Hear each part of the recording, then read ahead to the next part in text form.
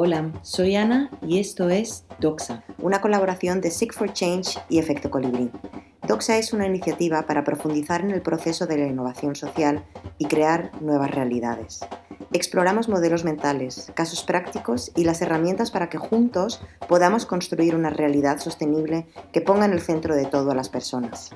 Este es el episodio del proceso de escucha, en el que Blanca Pérez, cofundadora de Seek for Change, nos explica en qué consiste, lo que tenemos que tener en cuenta para aprender a escuchar a los diversos actores involucrados en nuestro proyecto y nos comparte herramientas que nos ayudarán a hacerlo bien. Blanca, es un placer estar aquí contigo y estamos ansiosos de que nos cuentes más sobre el proceso de escucha. ¿Por qué es importante el proceso de escucha en la innovación social? Bueno, pues muchas gracias, Ana, por compartir este rato con nosotros. Bueno, pues el proceso de escucha es importante en la innovación social porque, bueno, lo hemos dicho, lo decimos muchas veces, ¿no? La parte tan importante que la innovación está ocupando en el discurso, ¿no? Tanto del sector social como del sector empresarial y del tecnológico. Que existen retos complejos a los que soluciones o alianzas tradicionales no están logrando dar respuesta, ¿no? Esto siempre lo estamos diciendo. Y entonces la innovación lo que busca es tratar nuevas formas de pensar, replantear los procesos de trabajo y, en definitiva, tratar de llegar a soluciones diferenciales, ¿no? Y además es que la crisis del COVID-19 está generando y va a generar cambios profundos en nuestra sociedad, nuevas situaciones que vamos a tener que aprender y que vamos a tener que comprender. Y, sin duda, nos va a obligar a salir de los marcos tradicionales de pensamiento, ¿no? Pensar en nuevas formas de colaboración y nuevos enfoques, ¿no? Como veníamos haciendo, solo que ahora de manera más urgente y aprendiendo de nuevo, ¿no? Y la cuestión es que en este esfuerzo ahora por encontrar nuevas soluciones a los retos a los que nos vamos a enfrentar, se puede volver a caer en el error en el que se ha venido cayendo muchas veces en el mundo de la innovación social, que es prestar más atención a nivel de disrupción de la solución propuesta que hasta qué punto responde realmente con las necesidades y aspiraciones del colectivo al que la solución va dirigida, del colectivo o del territorio. Y en ese foco tan importante en la solución, muchas veces se obvia que los impactos sociales más transformadores, los que realmente generan cambios en el sistema, solo se pueden generar cuando se comprende y se entiende bien la complejidad del problema. Entonces, solo a través de un profundo proceso de caracterización de ese problema en sus múltiples dimensiones podemos crear las soluciones transformadoras. Y por eso es clave el proceso de escucha. Y especialmente en momentos de incertidumbre, la escucha, pues evidentemente cobra mayor relevancia, ¿no? Sí. Escuchar es entender, en definitiva, cómo un problema afecta a los diferentes colectivos y no solo cómo les afecta, sino cómo ellos perciben o entienden que ese problema les está afectando. ¿Y por qué es importante entender cómo un problema se percibe? Es clave, principalmente, por tres razones, desde mi punto de vista. Lo primero, porque permite entender cómo los problemas se vinculan con el territorio, con sus potencialidades y con sus necesidades, pero también con sus estructuras y con sus narrativas locales y globales, ¿vale? Sí. Y luego también porque permite que las futuras soluciones que se vayan a ir generando sean entendidas por la comunidad y además sean aceptadas y que la propia comunidad conecte con estas soluciones porque parten de ese proceso de escucha en el que ellos han participado, ¿no? Y como tercer componente clave es porque, como te decía, soluciones sistémicas evidentemente pasan por la participación y por la involucración activa de los diferentes actores relacionados con este problema, ¿no? Tanto en la escucha como parte de la solución. O sea, cada uno de los actores que están relacionados con un problema, evidentemente, es una parte también en la solución de ese problema, ¿no? Por eso es clave la escucha.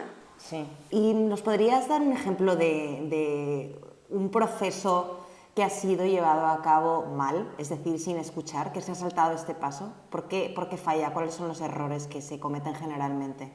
Bueno, pues yo creo que con este boom de la innovación social que hemos tenido los últimos años, tenemos muchísimas, ¿no?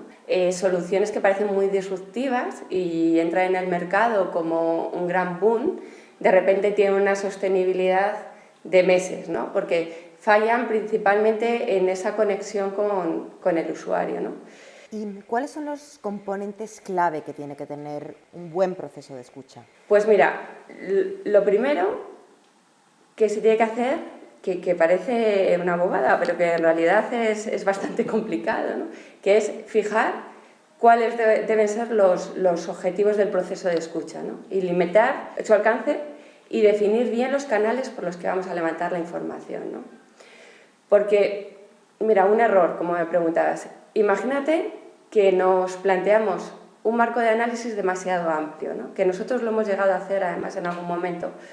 Por ejemplo, imagínate que nos planteamos cómo podríamos contribuir a reducir la violencia contra las mujeres rurales indígenas en Guatemala. ¿Qué crees que pasaría si planteas un marco de análisis tan amplio? Te desenfocas totalmente, ¿no? Absolutamente, eso es. O sea, tendrías que empezar incluso definiendo a qué tipo de violencias te estás refiriendo. ¿Quiénes están ejerciendo esas violencias? ¿Qué abanicos de actores? O sea, el abanico de actores sería amplísimo. O sea, no terminarías nunca de enmarcar, de acotar el problema, ¿no? Sí. Sin embargo, imagínate que dices, ¿cómo podríamos lograr que las mujeres rurales indígenas del corredor seco de Guatemala conozcan vías de protección ante la violencia de género e hicieran uso de ellas, ¿no? ¿Ves la diferencia? Ahí ya tienes un reto más definido. Es más fácil guiar el proceso de escucha.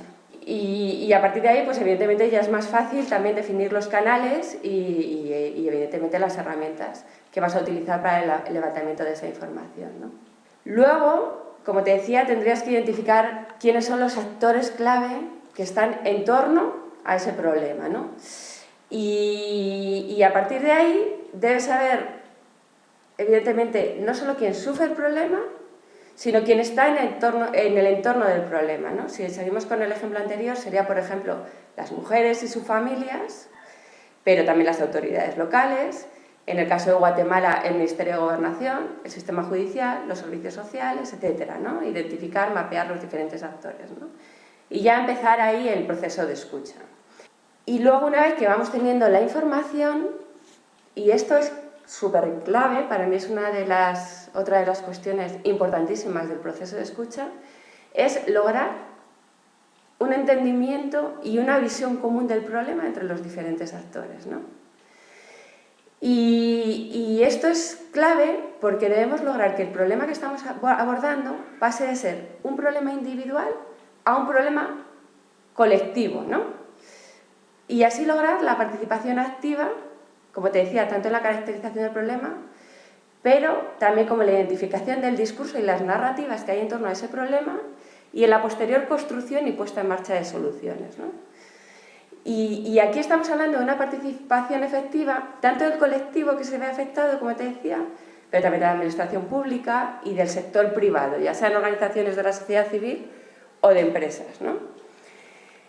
Entonces, involucrar a estos actores desde el proceso de escucha es fundamental porque cuando empiezas a escuchar al colectivo afectado ante un problema, a sus familias, a los centros de formación, a las empresas, a los ayuntamientos, y lo haces completamente desprendido, hasta donde puedes, claro, de tus creencias, de tus presunciones o de tus prejuicios, cuando te acercas desde la humildad, es cuando empiezas a entender realmente dónde están las raíces causales del problema. Comienzas a entenderlo, comienzas a enmarcarlo bien y comienzas también a recoger las narrativas conscientes e inconscientes que hay en torno al problema, ¿no? Y ahí es cuando pasa de ser un problema individual a algo colectivo, porque es compartido, ¿no? Y te pongo un ejemplo. Era un proyecto sobre cómo fomentar el empleo juvenil, cómo podíamos fomentar oportunidades de empleo en una zona rural, periurbana en este caso, ¿no? Entonces, claro, tú piensas que las zonas periurbanas, bueno, pues muchas veces son municipios pequeños y las oportunidades de empleo pueden no estar en tu propio municipio, pero estar en uno vecino, ¿no? Entonces, cuando empezamos a hablar con los distintos actores, hablamos primero con las empresas para entender qué estaba pasando, porque había tanto desempleo juvenil, y las empresas nos decían que los jóvenes de los municipios cercanos no respondían a las ofertas de trabajo, ¿no? Y que además de no responder cuando ellos publicaban una oferta, no estaban interesados en trabajar, por ejemplo, en horarios de noche o en el fin de semana, ¿no? Entonces, ellos lo percibían como una falta de, pues de interés. Entonces, hablamos con los jóvenes y nos empezaron a contar que no hay una red de transporte público que les pudiera conectar entre los municipios, ¿no? Y especialmente cuando era de noche o cuando era fin de semana, que bajaba la afluencia, aparte de que no sabían a qué hora pasaba el transporte público, cuándo pasaba.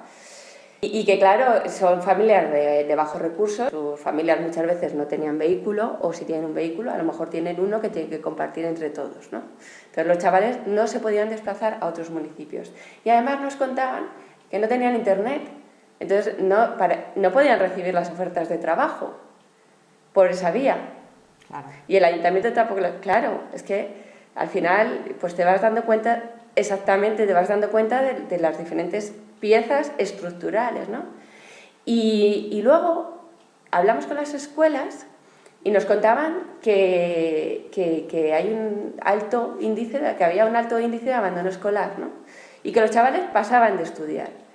Pero lo curioso es que luego íbamos a hablar con las familias y nos decían, ¿y para qué van a estudiar nuestros hijos si no hay trabajo aquí?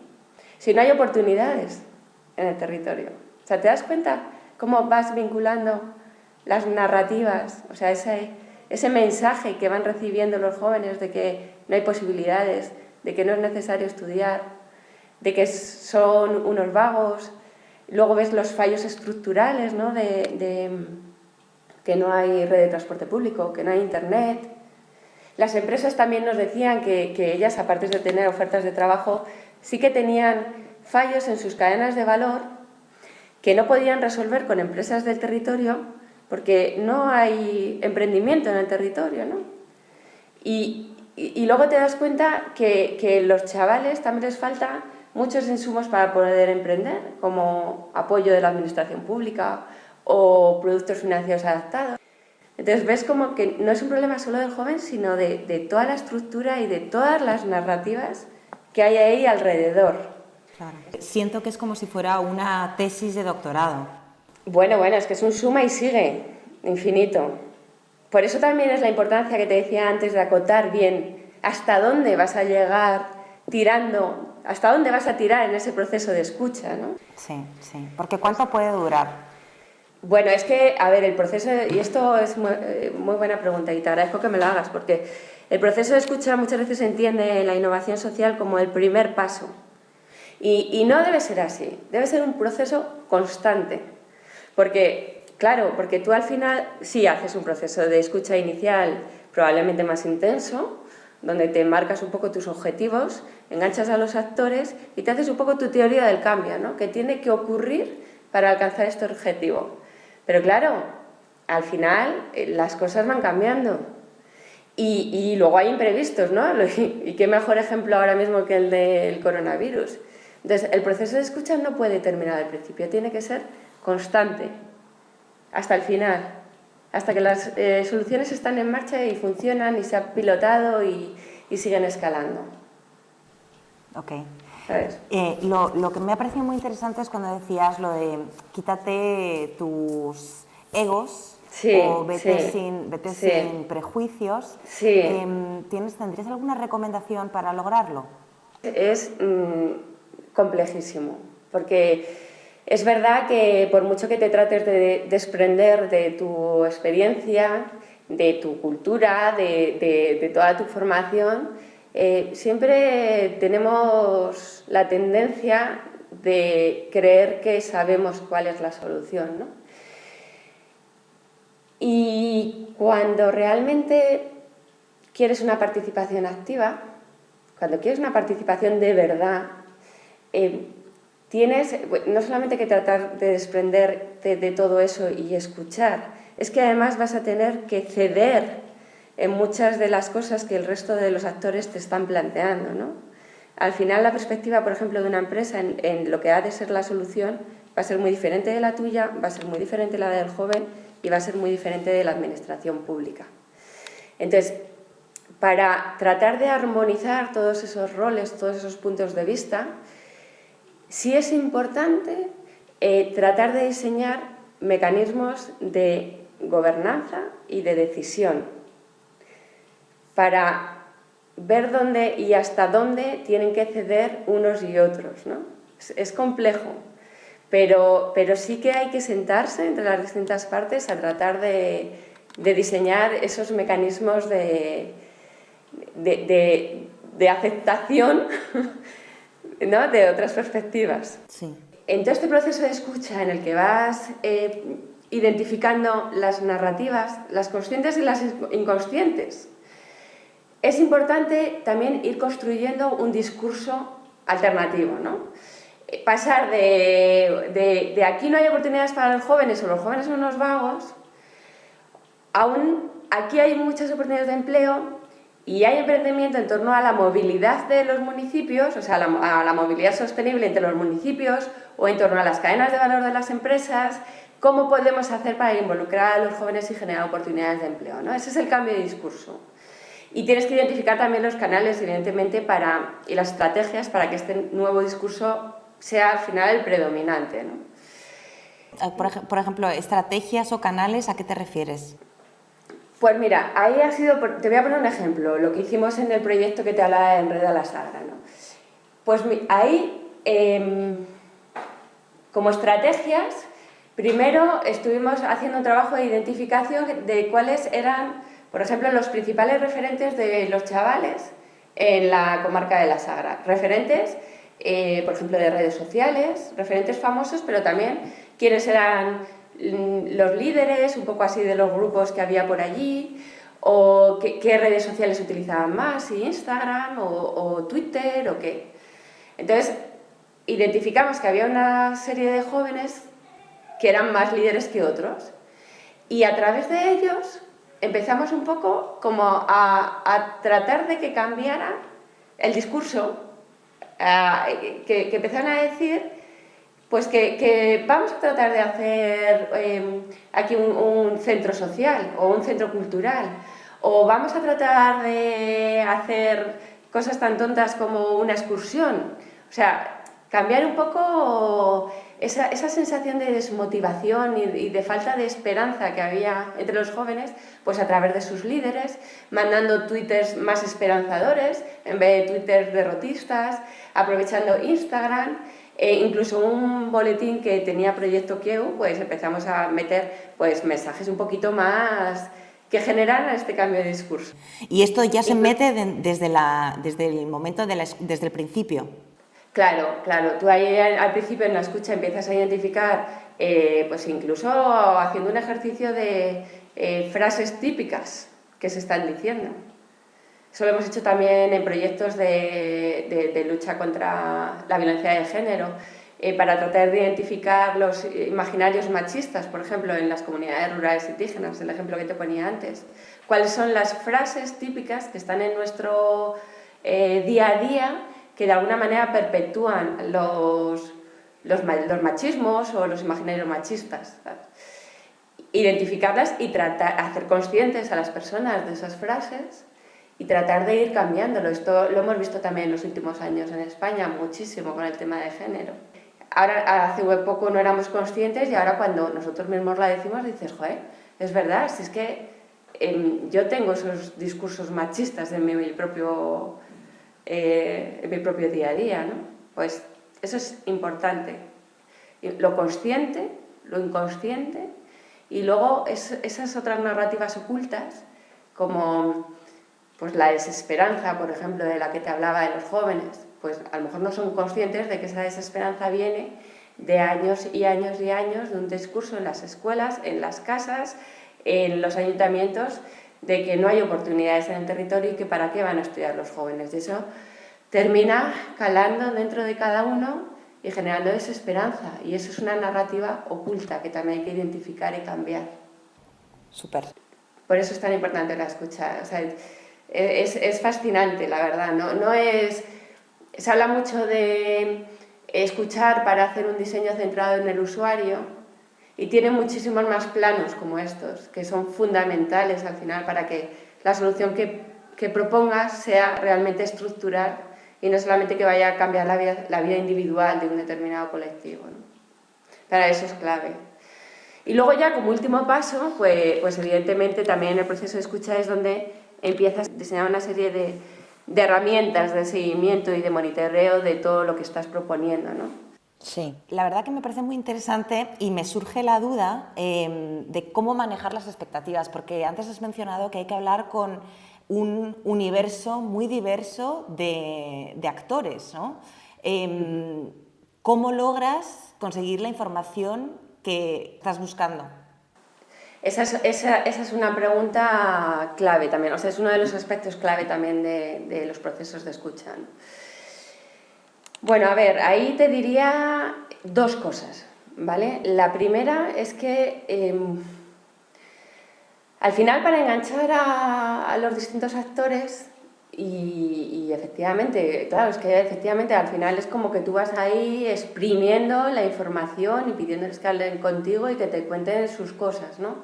Y entonces, claro, ellos dirán, ¿y esto para qué? ¿Y por qué? ¿Y qué me das a cambio? ¿No? Entonces,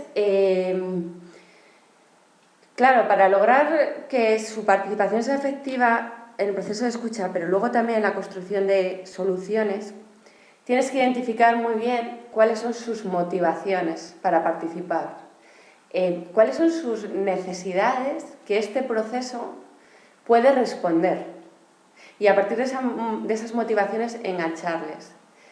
Pero claro, al final los procesos de innovación son inciertos por definición. Muchas veces tú, como decíamos antes, ¿no? Empiezas con una idea en la cabeza y la escucha y el propio proceso te lleva al final a soluciones que a lo mejor al final no responden a lo que tú creías que era el problema o a lo que cada uno de los actores creían que era su problema y su necesidad, ¿no? Entonces yo aquí te diría que hay tres claves súper importantes. Lo primero, comunicar muy bien a todos los actores y desde el principio qué se espera de este proceso, no en términos de productos, sino describir en qué consiste el proceso, ¿no? Y cómo va a ser y cuáles son los tiempos del proceso. Luego es fundamental no dejar pasar mucho tiempo entre unas actividades y otras, ¿no? Porque estas son actividades que al final, como conectas, si logras conectar con las motivaciones de cada uno, generas motivación y generas inspiración y esos son los motores para la acción. Entonces, si los dejas morir, ahí pierdes mucha esencia, ¿no?, del proyecto, aparte de que pueden dejar de participar.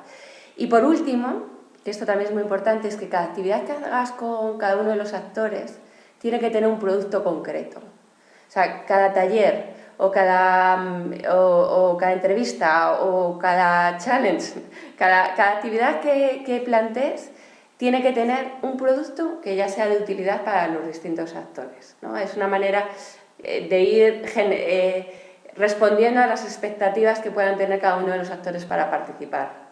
Y Blanca, ¿nos podrías dar algunas herramientas o recursos que nos puedan servir para aprender a escuchar? A ver, claro, tú al final en el proceso de escucha tienes que sacar información que más fácil de verbalizar, información menos fácil de verbalizar, ¿no? Y luego tienes que sacar información también a nivel individual, aunque luego hagas perfiles, ¿no?, o características grupales, pero tienes que sacar información individual y también información del colectivo, ¿no? Entonces, al final lo que vas a necesitar es una combinación de herramientas, ¿no? Pues para sacar información a lo mejor un poco más consciente, cualquier herramienta de investigación etnográfica, al final, pues entrevistas, grupos focales, demás. Información más inconsciente, pues puedes utilizar talleres con juegos, con teatro, tomarte un café, o sea, espacios menos formales, como tomarte un café o dar un paseo con la gente que ya no se siente como que estás, o sea, ya te pones al mismo plano, no de entrevistador-entrevistado o de dinamizador-jugador, sino estás al mismo plano. Y luego, como herramientas colectivas, ahí es importante Es que son cosas como muy de perogrullo, pero es que es verdad. Pues ver periódicos, temas de redes sociales, los hashtags que se están moviendo. Si ya tienes más capacidades, pues análisis de Big Data, ¿no? Ahí ves mucho lo que son tendencias comunitarias. Pero luego ya, como yo aquí sí que me gustaría recomendar, Nesta tiene 2 herramientas muy concretas, que en realidad es la misma herramienta, pero que la tienen en forma de curso y en forma de toolkit, ¿no? Que es DY, Development, Impact and You, es un toolkit. Y hay, por ejemplo, el curso es muy interesante porque está dividido en módulos y tienes los primeros módulos de cómo enmarcar el problema, cómo hacer las preguntas guía, que hablábamos al principio de la conversación,